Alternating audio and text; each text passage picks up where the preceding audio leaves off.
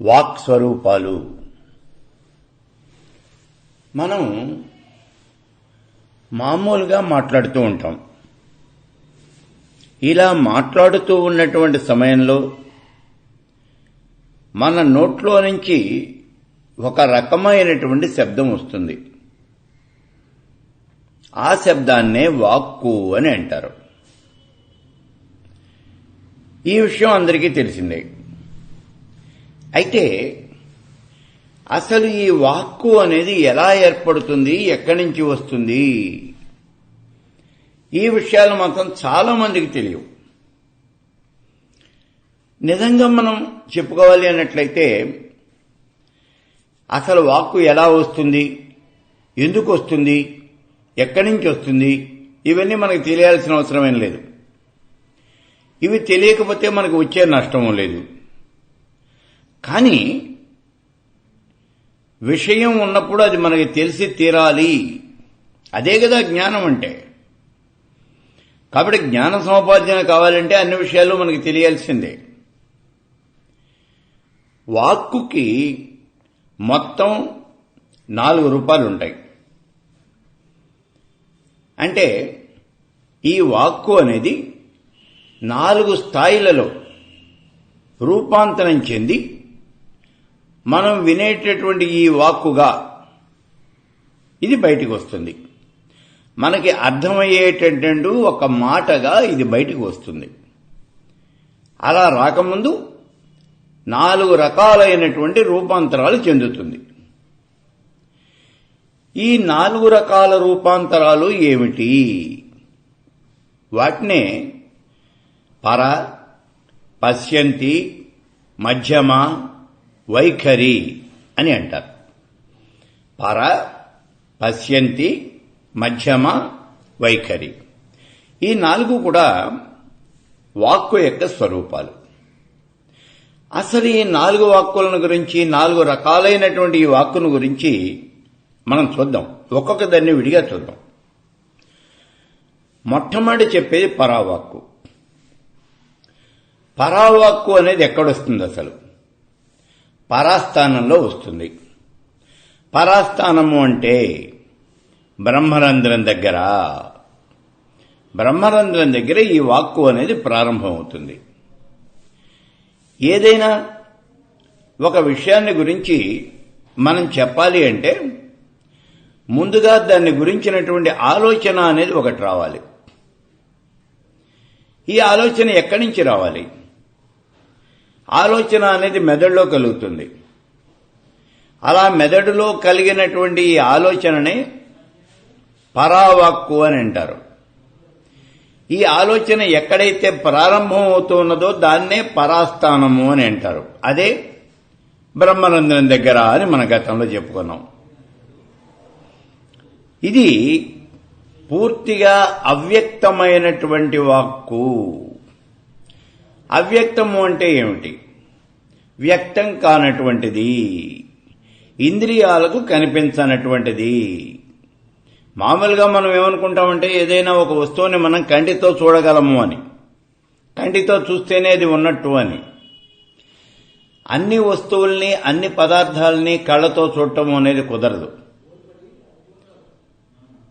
ఇప్పుడు గాలి వీస్తూ ఉన్నది, గాలిని మనం కంటితో చూడలేము, స్పర్శ ద్వారా మనం తెలుసుకుంటాం.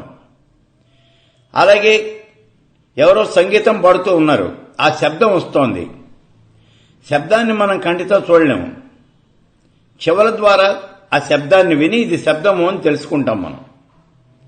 ఇలా ప్రతి వస్తువుని, ప్రతి పదార్థాన్ని కంటితో చూడటం అనేది కుదరదు. ఇంద్రియాల ద్వారా వీటిని మనం తెలుసుకోవటం అనేది జరుగుతుంది. ఇప్పుడు అవ్యక్తము అంటే ఇంద్రియ గోచరము కానటువంటిది, దాన్ని అవ్యక్తము అని అంటారు. అయితే మరి వ్యక్తము అంటే ఏమిటి? కంటికి కనిపించేది, ఇంద్రియ గోచరమయ్యేది, దీన్ని వ్యక్తము అని అంటారు. ఇలా మనకి వ్యక్తము, అవ్యక్తము అనే 2 రకాలైనటువంటి విషయాలు కూడా ఉన్నాయి. ఈ పరావాక్కు పూర్తిగా అవ్యక్తమైనటువంటిది, అంటే కంటికి కనిపించనటువంటిది. ఇంద్రియాల ద్వారా దీన్ని మనం తెలుసుకోలేము. ఎందుకని? మెదడులో ఏదో ఒక ఆలోచన అనేది వచ్చింది, అదే పరాస్థానము అని చెప్పుకున్నాం మనం. ఈ పరాస్థానంలో ఏదో ఒక ఆలోచన అనేది వచ్చింది. ఈ ఆలోచన ఎలా ఉంటుంది అనేది కళ్ళతో మనం చూడలేం. అలాగే ఇంద్రియాల ద్వారా కూడా దీని గురించి ఏం తెలుసుకోలేం. అందుకే దీన్ని పూర్తిగా అవ్యక్తము అన్నారు.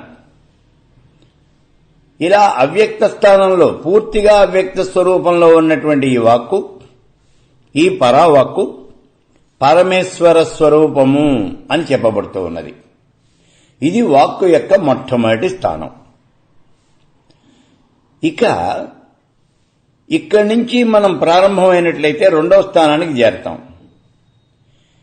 ఇది పశ్యంతి వాక్కు అని అంటారు. ఇది ఎక్కడి నుంచి ఎలా వస్తుంది? పరాస్థానంలో వచ్చినటువంటి ఆలోచన గాలి బుడగ ఆకారంలో అతి చిన్నగా ఆధార చక్రంలోకి చేరుతుంది. దీన్నే మనం పశ్యంతి వాక్కు అని అంటాం. ఇది కూడా అవ్యక్తమే. దీన్ని కూడా మనం కళ్ళతో గాని ఇతర ఇంద్రియాలతో గాని తెలుసుకోలేం. ఈ వాక్కు అప్పుడే పుట్టినటువంటి పిల్లవాడు ఏడుస్తున్నట్టుగా ఉంటుంది. పిల్లవాడు ఏడుస్తున్నాడు, అప్పుడే పుట్టినటువంటి వాడు పసిపిల్లవాడు, వాడు కేర్ అని ఏడుస్తున్నాడు. వాడు ఏడుస్తున్నాడు అని తెలుసు గాని ఎందుకు ఏడుస్తున్నాడో తెలియదు, వాడు ఏమంటున్నాడో మనకి తెలియదు. అందుకే ఇక్కడ ఈ వాక్కు కూడా అలాగే ఉంటుంది. అప్పుడే మొలక వచ్చినటువంటి ధాన్యపు గింజలాగా, విత్తనంలాగా ఉంటుంది. ఆ విత్తనంలో నుంచి మొలకొచ్చింది. అది తెల్లగా చిన్న కాడ రూపంలో బయటకు వస్తుంది. అయితే ఈ కాడను చూసినంత మాత్రం చేత అది ఏ రకమైనటువంటి మొక్క, ఏ రకమైనటువంటి చెట్టు, వృక్షము ఇట్లాంటివన్నీ మనకేం తెలియదు. అందుకే దీన్ని కూడా మనం అవ్యక్తము అని అంటాం. అంటే ఇక్కడ ఏదో ఒక మొక్క వస్తోంది అని తెలుసు కానీ అది ఏ మొక్కో మాత్రం మనకి తెలియదు. అలాగే ఇక్కడ ఒక వాక్కు ఉన్నది, ఒక శబ్దం ఉన్నది అని తెలుసు, కానీ ఆ శబ్దానికి అర్థం ఏమిటో తెలియదు. పసిపిల్లవాడి యొక్క ఏడుపుకి మనకు అర్థం అనేది తెలియదు. అలా ఉంటుంది ఈ వాక్కు. ఇప్పుడు ఈ ఆధార చక్రంలో ఉన్నటువంటి ఆక్కుని పశ్యంతి వాక్కు అని అంటారు. ఇక వాక్కులో మూడవ స్వరూపం మధ్యమా వాక్కు. పశ్యంతి స్థానం నుంచి, అంటే ఆధార చక్రం నుంచి ఈ గాలిబుడగ ఆకారంలో ఉన్నటువంటి ఈ వాక్కు ఊర్ధ్వముఖంగా ప్రయాణం చేసి అనాహత పద్మాన్ని చేరుతుంది. దీన్ని మధ్యమా వాక్కు అని అంటారు. ఇది వాక్కు యొక్క మూడవ రూపం. ఈ మధ్యమా వాక్కు కూడా పూర్తిగా అవ్యక్తం కాదు, అలాని వ్యక్తము కాదు. ఇప్పుడు ఈ మధ్యమా వాక్కు తెలిసి తెలియకుండా, అర్థమయ్యి అర్థం కాకుండా ఉంటుంది. పశ్యంతి వాక్యేమో మొలక వచ్చినటువంటి ధాన్యపు గింజలాగా ఉంటుంది అని మనం చెప్పుకున్నాం. కానీ ఆ పశ్యంతి వాక్కు ఇప్పుడు పైకొచ్చేటప్పటికీ, అనాహత చక్రంలోకి చేరేటప్పటికీ కొంతవరకు తెలుస్తుంది, కానీ పూర్తిగా తెలియదు. ఇది ఎలా ఉంటుంది అంటే, మారాకు వేసినటువంటి చెట్టు, అది ఇంకో ఆకు వస్తే గానీ మనకి పూర్తిగా తెలియదు.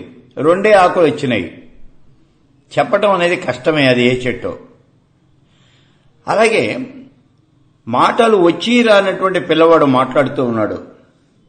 వాడి మాటలు సగం అర్థం అవుతాయి మనకి, సగం అర్థం కావు. ఎప్పుడూ అతనితో పాటే ఉండేటటువంటి అతని తల్లిదండ్రులకైతే వాడు చెప్పే మాటలు అర్థమవుతాయి. కానీ బయట వ్యక్తులకి మాత్రం వాడేం చెప్తున్నాడు అనే విషయం అర్థం కాదు. ఇలా ఉంటుంది ఈ మధ్యమా వాక్కు. అంటే మాటలు వచ్చి రానటువంటి పిల్లవాడు మాట్లాడితే ఎలా ఉంటుందో అలాగే ఉంటుంది. ఆ తర్వాత వచ్చేది 4వ స్వరూపం వైఖరి వాక్కు. అనాహత పద్మంలో మధ్యమా వాక్కు అని పిలువబడుతున్నటువంటి ఈ వాక్కు ఇప్పుడు ఇంకా ఊర్ధ్వముఖంగా ప్రయాణం చేసి విశుద్ధి చక్రాన్ని చేరుతుంది.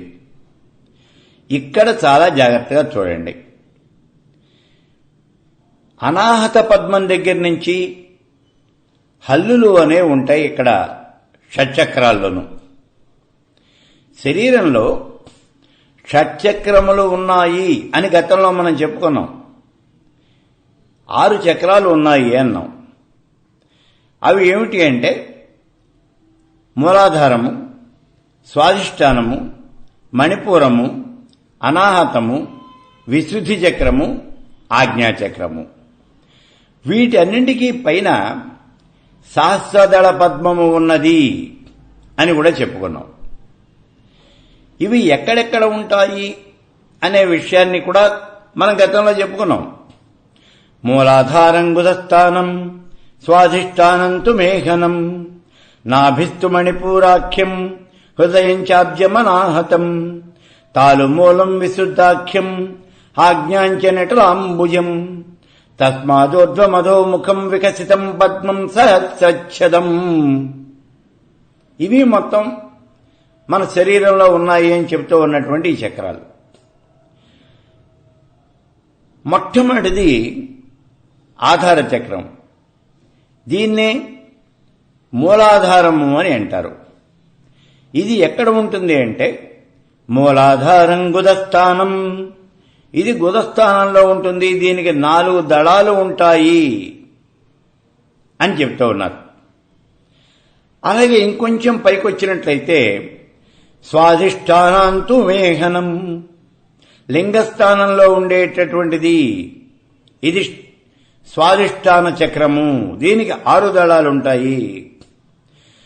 ఇంకొంచెం పైకి వెళితే నాభిస్తు మణిపూరాఖ్యం, నాభిస్థానంలో ఉండేది మణిపూరకము. ఈ చక్రం అంతా కూడా మణులతో పూరించినట్లుగా ప్రకాశిస్తూ ఉంటుంది. అందుకే దీన్ని మణిపూరకము అని అంటారు. దీంట్లో మొత్తం 10 దళాలు ఉంటాయి. హృదయం చాబ్జమనాహతం. ఇంకొంచెం పైకి వెళ్ళినట్లయితే హృదయ స్థానంలో 4వ చక్రం కనిపిస్తూ ఉన్నది. దాన్నే అనాహత చక్రము అని అంటారు. దీంట్లో మొత్తం 12 దళాలుంటాయి.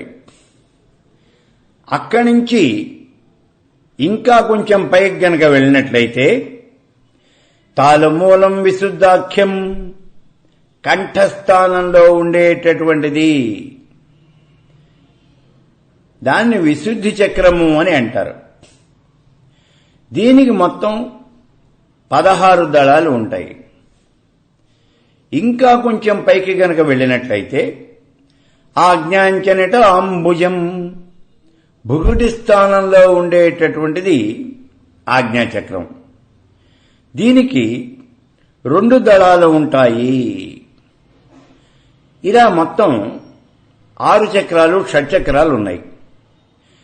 ఈ ఆజ్ఞాచక్రం నుంచి కూడా ఇంకా పైకి వెళ్ళినట్లయితే షట్చక్రాలకి పై భాగాన సహస్రదళ పద్మము ఉన్నది. అందులో 1000 దళములు ఉన్నాయి అని మనం చెప్పడం జరుగుతోంది. ఇలా మొత్తం మీద చూసినట్లయితే ఆధార చక్రానికి 4, స్వాధిష్టానానికి 6, మణిపూరకం 10, అనాహతం 12, విశుద్ధి చక్రం 16, ఆజ్ఞాచక్రంలో 2. వెరసి షట్చక్రాలు అన్నీ కలిపి అంటే ఈ 6 చక్రాల్లోనూ కలిసి 50 దళాలు ఉంటాయి. సంస్కృతంలో అక్షరాలు, వర్ణములు ఇవి 50. షట్చక్రాల్లోనూ ఉన్నటువంటి 50 దళాలలోనూ ఒక్కొక్క దళంలో ఒక్కొక్క వర్ణము, ఒక్కొక్క అక్షరం చొప్పున ఉంటుంది. అవి ఎలా ఉంటాయి అంటే, మొట్టమొదటిగా మనం పైనుంచి వస్తాం, విశుద్ధి చక్రం నుంచి వస్తాం. విశుద్ధి చక్రంలో 16 దళాలు ఉన్నాయి. ఈ 16 దళాలలోనూ ఆ నుంచి అహా వరకు ఉన్నటువంటి అచ్చులు ఉంటాయి. ఈ విషయాలన్నీ కూడా మనకి లలితా సహస్రంలో కూడా చెప్పారు. చూడండి, లలితా సహస్రం చెప్పుకునేటప్పుడు అక్కడ మనం చెప్పుకుంటాం, విశుద్ధి చక్రలయ ఆరక్తవర్ణ త్రిలోచన ఖట్వాంగాది ప్రహరణ వదనైక సమన్విత పాయసాన్న ప్రియా త్వక్స్థా పశులోక భయంకరి అమృతాది మహాశక్తి సంవృత డాకినేశ్వరి. ఇక్కడ ఈ విశుద్ధి చక్రానికి 16 దళాలున్నాయి. ఈ 16 దళాలలోనూ 16 శక్తులు ఉంటాయి అని చెప్తూ ఉన్నాడు ఇక్కడ లలితా శాస్త్రంలో. ఆ శక్తులు ఎలా ఉంటాయి అంటే, అమృత అనే పేరుతో ప్రారంభమవుతాయి. అంటే అకారం నుంచి అహా వరకు, ఆ నుంచి అహా వరకు ఉన్నటువంటి అచ్చుల పేర్లతో ఈ శక్తులన్నీ ఉంటాయి అని ఈ విశుద్ధి చక్రలయ అనేటటువంటి ఈ నామం దగ్గర ప్రారంభం చేసి, షట్చక్రాలు, ఆ చక్రాలకు ఉన్నటువంటి వర్ణాలు, అక్కడ ఉండే దేవతలు, ఆ దళాల్లో ఉండే అక్షరాలు, ఇవన్నీ కూడా లలితా శాస్త్రంలో చెప్పడం జరిగింది. ఇక్కడ విశుద్ధి చక్రంలో మొత్తం 16 దళాలు ఉన్నాయి అని చెప్పుకున్నాం. ఈ 16 దళాల్లోనూ ఆ నుంచి అహా వరకు ఉండేటటువంటి అచ్చులు 16 కూడా ఉంటాయి. ఈ అచ్చులనే మనం స్వరము అని అంటాం. ఆ తర్వాత కిందికి రావాలి. అనాహత చక్రానికి వచ్చినట్లయితే ఇందులో మొత్తం 12 దళాలు కనిపిస్తూ ఉన్నాయి. ఈ అనాహత చక్రం దగ్గర నుంచి హల్లులు అనేవి ప్రారంభమవుతూ ఉన్నాయి. విశుద్ధి చక్రంలో ఆ నుంచి అహా వరకు అచ్చులున్నాయి. దాని కింద ఉన్నటువంటి అనాహత చక్రంలో హల్లులు ప్రారంభమవుతున్నాయి. హల్లులు అంటే కకారం దగ్గర నుంచి మనకి ఈ వర్ణ సమామ్నాయం ప్రారంభమవుతూ ఉన్నది. ఇక్కడ మనం మామూలుగా చెప్పుకునేటప్పుడు కాక్క గగ్గ ఇన్యా ఇవన్నీ హల్లులండి అని అంటాం. అది హల్లు కాదు. క గ ల ప మ అదే హల్లు. ఆ క అనేటటువంటి హల్లుకి అకారం గనక చేరినట్లయితే క్ ప్లస్ ఆ కా అవుతూ ఉన్నది. దానికి ఆకారము అంటే దీర్ఘం చేరినట్లయితే కా అవుతూ ఉన్నది. ఇలా అక్షరం అనేది పలకడం జరుగుతుంది. అందుకే ఇందాక మధ్యమా వాక్కు అన్నప్పుడు ఆధార చక్రం నుంచి ఈ గాలిబుడగ అనాహత పద్మానికి వస్తుంది. ఈ అనాహత పద్మం దగ్గర నుంచి హల్లులు అనేవి ప్రారంభమవుతాయి. కాబట్టి అక్కడ హల్లులతో కూడినటువంటి ఈ వాక్కు, ఆ వాక్కు మనకు పూర్తిగా తెలియదు. ఎందుకని అంటే, మాటలు వచ్చి రానటువంటి పిల్లవాడు మాట్లాడితే ఎలా ఉంటుందో అలాగే ఉంటుంది అని చెప్పడం జరుగుతోంది. అంటాడు. దాని గురించి మనకేం తెలీదు. వాడు ఏం చెప్తున్నాడో మనకు తెలియదు. అంటే పూర్తిగా హల్లుని గనక ఉచ్చరించినట్లయితే దాని అర్థం మనకు తెలియదు. ఇది ఈ అనాహత పద్మంలో 12 దళాల్లోనూ ఉండేటటువంటివి ఇక్కడి నుంచి ప్రారంభమవుతున్నాయి హల్లులు. ఈ 12 దళాల్లోనూ కా నుంచి ఠా వరకు 12 అక్షరాలుంటాయి.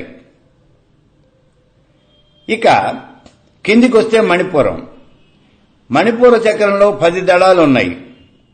ఈ 10 దళాల్లోనూ డా నుంచి పా వరకు హల్లులుంటాయి. అదే స్వాదిష్టాన చక్రంలోకి వచ్చేప్పటికి 6 దళాలు ఉన్నాయి. బా నుంచి లా వరకు అక్షరాలు ఇక్కడ ఉంటాయి. ఆధార చక్రంలో 4 దళాలున్నాయి.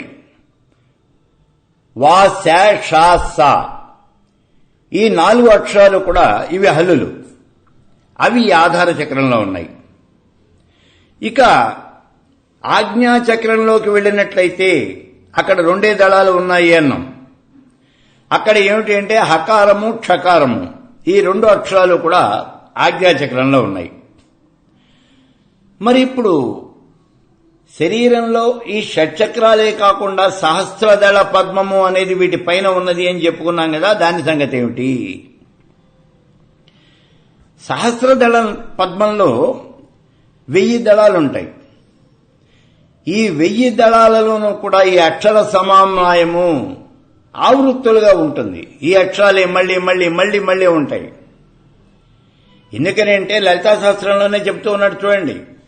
ఆ సహస్రదళ పద్మము అనేది ఎలా ఉంటుంది అంటే సర్వవర్ణోపశోభిత, అన్ని వర్ణములతోనూ, వర్ణము అంటే అక్షరము, వర్ణము అంటే రంగు, అన్ని అక్షరములతోనూ ప్రకాశిస్తూ ఉంటుంది. ఈ షట్చక్రాలు కూడా ఒక్కొక్క చక్రంలో ఒక్కొక్క వర్ణము అంటే ఒక్కొక్క రంగు అనేది కనిపిస్తూ ఉంటుంది. విశుద్ధి చక్రానికి వచ్చేటప్పటికీ అక్కడ ఆరక్త వర్ణము అంటే పాటల వర్ణము, ఎరుపు తెలుపు కలిసినటువంటి మిశ్రమమైనటువంటి వర్ణము, దాన్నే పాటల వర్ణము అని అంటారు. ఈ వర్ణంతో ఈ విశుద్ధి చక్రము అనేది ప్రకాశిస్తూ ఉన్నది అని చెప్తూ ఉన్నాడు లలితా శాస్త్రంలో.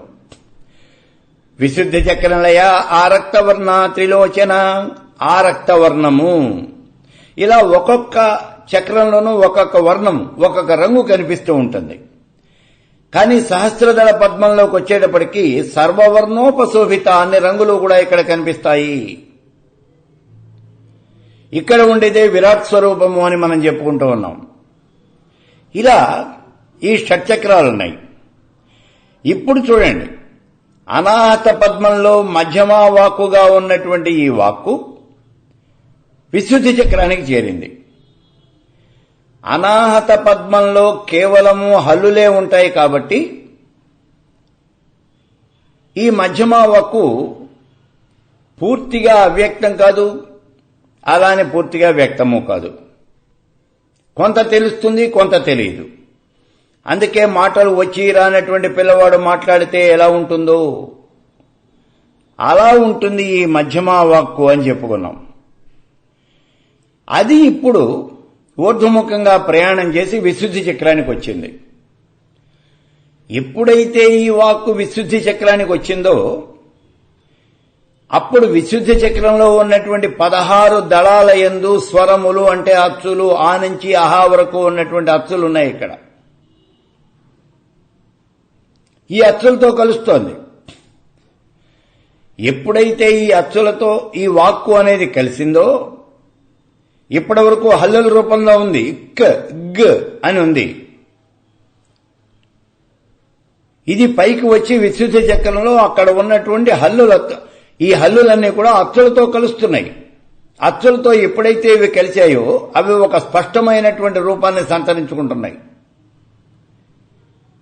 అంటే ఇందాక మనం చెప్పుకున్నట్టుగా క్ ప్లస్ ఆ కా, గ్ ప్లస్ ఈ గీ, ఇట్లా ఒక స్పష్టమైనటువంటి రూపాన్ని సంతరించుకుంటున్నాయి. అప్పుడు ఆ వాక్కు మనకి వైఖరి వాక్కు అనేటటువంటి రూపంలో నోటి ద్వారా బయటకు వస్తోంది. ఆ వాక్కు యొక్క అర్థం ఏమిటి అనేది ఇప్పుడు మనకు పూర్తిగా తెలుస్తోంది.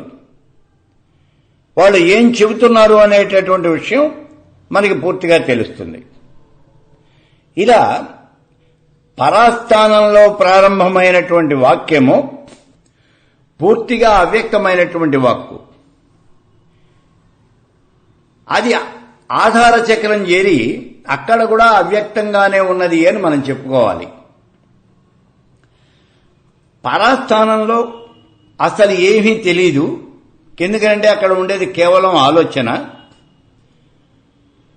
పశ్యంతి స్థానం ఆధార చక్రంలోకి వచ్చేప్పటికీ ఇక్కడ కూడా ఈ ఆలోచన అనేది పూర్తిగా ఒక రూపాన్ని సంతరించుకోదు. అందుకే ఆ వాక్కు ఏమిటి అనే విషయం మనకు తెలియదు.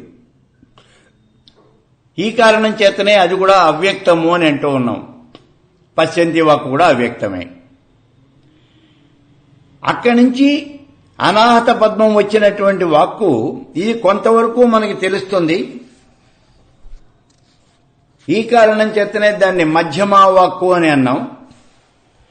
ఆ తర్వాత ఇంకా పైకి గనక వచ్చినట్లయితే దాన్ని వైఖరి వాక్కు అని చెప్పడం జరుగుతోంది. అంటే స్పష్టమైనటువంటి వాక్కు.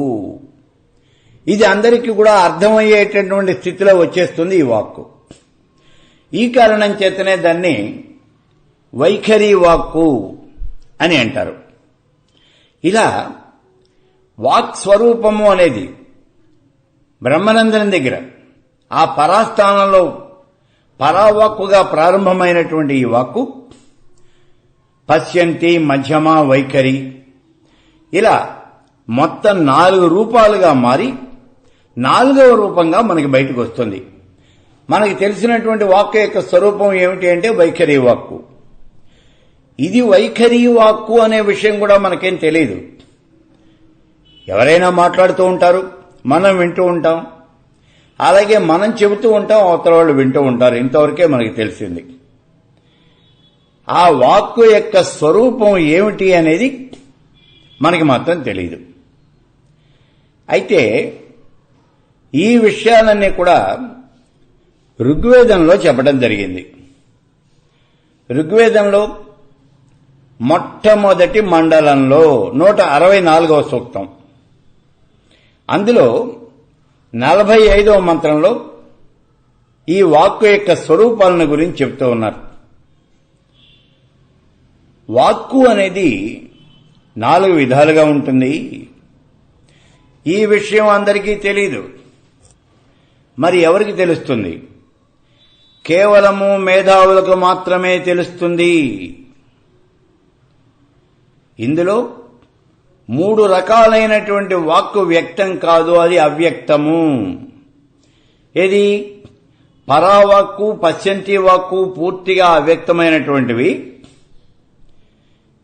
ఇకపోతే మధ్యమా వాక్కు, ఇది కూడా వ్యక్తమైనటువంటి వాక్యం కాదు, మనకి తెలిసేటటువంటి వాక్యం కాదు, సగం అటు సగం ఇటు.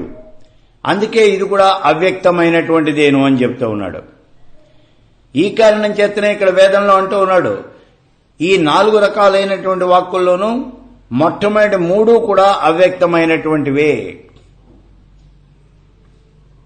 ఇక 4వదైనటువంటి వైఖరి వాక్కు, ఇదొక్కటే మానవులు మాట్లాడుకునేటటువంటి వాక్కు అని చెప్తూ ఉన్నారు. ఈ వాక్కు యొక్క స్వరూపాలన్నీ ఇందాక మనం చెప్పుకున్నట్టుగా లలితా సహస్రంలో చెప్పడం జరిగింది. పరా ప్రత్యక్షితి రూపా పశ్యంతి పరదేవత, మధ్యమా వైఖరి రూపా భక్తమానస హంసిక అంటూ పరా ప్రత్యక్షితి అంటే పరా ప్రత్యక్షితి రూప, అక్కడ ఈ ప్రత్యక్షితి అనే రూపంలో ఉంటుంది. అక్కడి నుంచి పశ్యంతి, మధ్యమ, వైఖరి అనేటటువంటి రూపాలతో చివరగా మనకి వైఖరి రూపంతో ఈ వాక్కు నోటి గుండా బయటికి వస్తుంది అని లలితా శాస్త్రంలో చెప్పారు. లలితా సహస్రం చాలా గొప్పదైనటువంటిది అనే విషయాన్ని మనం చాలాసార్లు చెప్పుకున్నాం. దాని మీద నేను రాసినటువంటి పుస్తకం అంటే లలితా సహస్రనామ భాష్యం శ్రీ విద్యా సారథి అనే పేరుతో 1000 పేజీల గ్రంథం అది.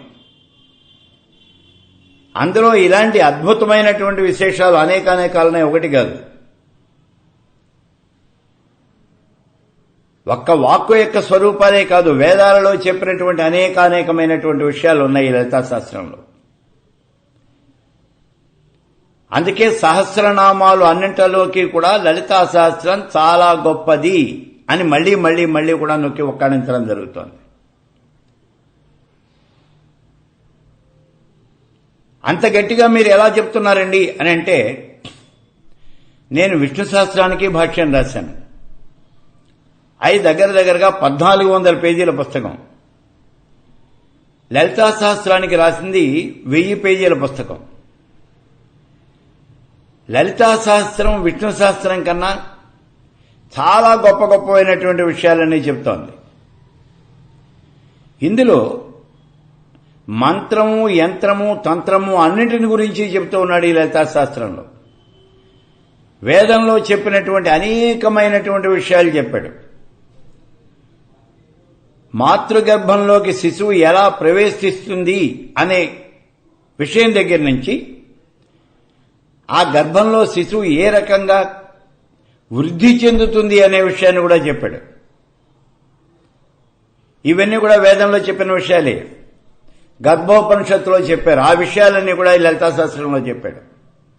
ఇలా ఒకటేమిటి, అనేకమైనటువంటి విషయాలు చెప్పుకున్నాం కదా. యంత్ర మంత్ర తంత్ర విషయాలన్నీ కూడా చెప్పడం జరిగింది ఈ లలితా శాస్త్రంలో. కాబట్టి ఇలాంటి ఒక్క వాక్స్వరూపమే కాదు, అనేకమైనటువంటి విషయాలు ఇందులో మనకి చెప్పబడ్డాయి.